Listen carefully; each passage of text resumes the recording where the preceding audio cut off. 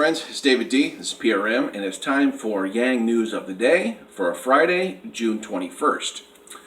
Okay, so I got some poll data here. I have a prominent prediction from somebody who I really like about Andrew Yang. I also have Yang tweets, and I have a question and answer for a very important question about Andrew Yang. So let's get into it. Change Research poll for the dates of June 16th and 17th did a poll in the state of Florida, and the results are as follows. Biden, 33%, Sanders, 20%, Buttigieg and Warren tied at 15%, Harris, 7%, O'Rourke and Andrew Yang at 3%, they are tied, Booker, 2%, Klobuchar, 2%, and a whole host of others that are at 1 and 0%. So how does that feel to have Andrew Yang sitting above two sitting U.S. senators in Cory Booker and Amy Klobuchar? If you're Andrew Yang, that's got to feel good. And it's just good news pre-debates that he's already seeing the top of his range before the debates. They haven't even started, so that's just great to see. And I've seen similar poll data, coming out of South Carolina and Nevada, and now Florida, where Andrew Yang is peaking out at 3%. So this is just great news. Get excited. Okay, so let me move on to this prediction. And this prediction comes way of Kyle Kulinski from Secular Talk. If you don't know who Kyle Kulinski from Secular Talk is, you're going to want to like his YouTube channel. You're going to want to subscribe to it. He's one of the best in the progressive world. So Kyle Kulinski has this to say, quote, "I actually think Andrew Yang is going to do well. And here's a bold prediction. I believe Andrew Yang is going to do so well in the debates that he's going to get a big uptick in support." I've been saying that for months. Kyle goes on, "Andrew Yang is going to do so well that it will reflect in the polling after the fact." End quote. That's what this is kind of mirroring what I've been saying, that as soon as Andrew Yang gets on the debate stage, his poll numbers are just going to get exponential as the debates go by and months go by. It's nothing but good news. So to hear that from Kyle Kulinski, that means a lot for a lot of us who are progressives and a lot of us who follow him, because we know how big he is with Bernie and Tulsi. So to give him, Andrew Yang, the credit he deserves here is just nice to hear. Okay, moving on. Next Yang item of the day is a Yang tweet. So this was tweeted out about the VAT tax yesterday.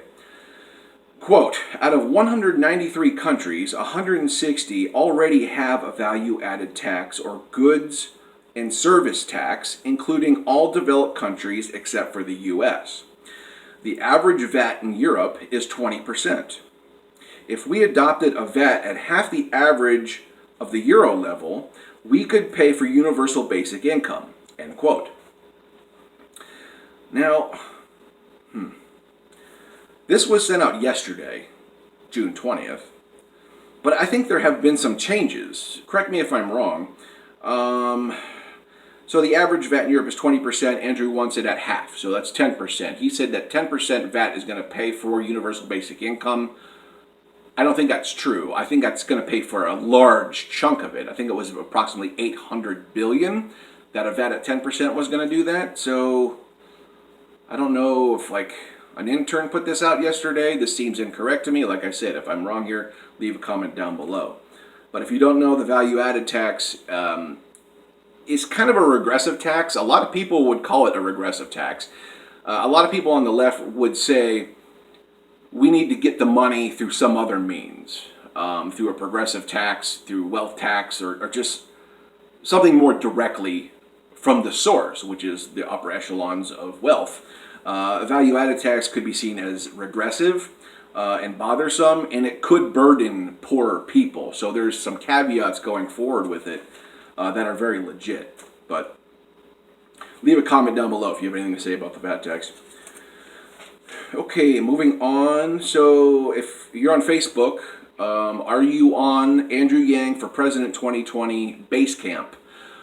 This is a Facebook group. It's a closed Facebook group for for Andrew Yang's supporters. And a question was proposed in that group, and it said, quote, "What do you say to people who say Andrew Yang doesn't have enough political experience?" End quote. Okay, that's a popular question. And my answer, everyone gave their answers, I just want to give you mine here. My answer is, look at who's in the White House right now, and then ask this question again. Does political experience mean anything? I mean, Donald Trump's the worst case scenario when it comes to, the lack of political experience.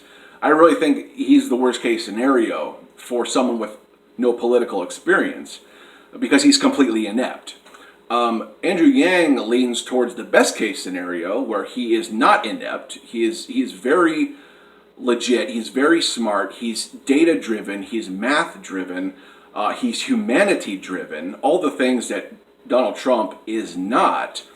So Andrew Yang, I would say, is the best case scenario for someone who doesn't have political experience.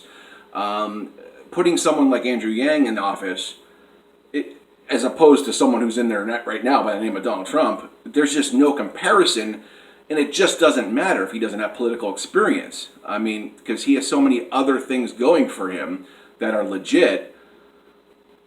I don't see it being a hurdle at all to have a lack of political experience when Andrew Yang has so much experience at so many other things, and he embodies so many things we embody as caring, compassionate people. So I don't see Andrew Yang, his lack of political experience, as being a hurdle. It's just not. So let me know what your opinion is about that. Leave that down in the comments too.